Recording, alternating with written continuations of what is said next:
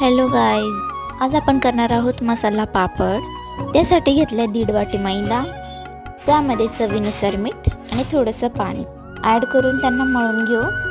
त्याला सॉफ्ट मळून घ्यायचं आहे.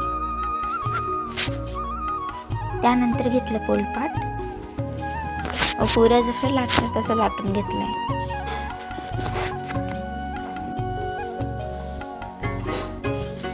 त्यानंतर घेतली कढईमध्ये टाकलं थोडंसं तेल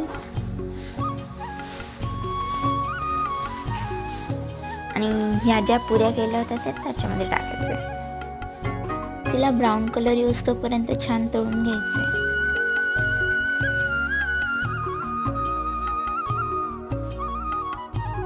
अशाच मी सर्व पुऱ्या करून घेतल्या व त्यानंतर सॉरी गाईज, हा व्हिडिओ मोठा असल्यामुळे तुम्हाला दाखवू शकले नाही. तुम्ही याचा पार्ट बघू शकता.